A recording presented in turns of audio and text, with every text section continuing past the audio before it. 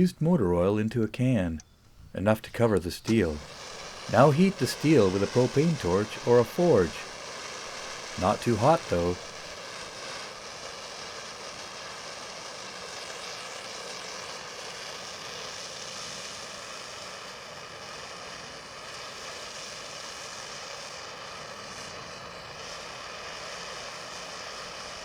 It may help to set the torch on the ground to heat the steel by holding it over the flame and alternating the position.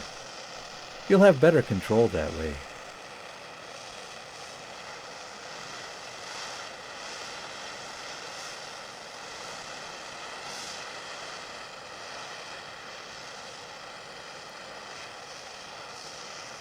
When the steel gets discolored from the heat, it's ready. Turn off the flame. Drop the steel into the can.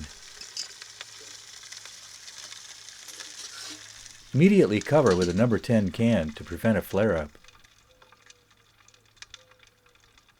Wait until it stops boiling. Remove the steel, taking care not to scratch it.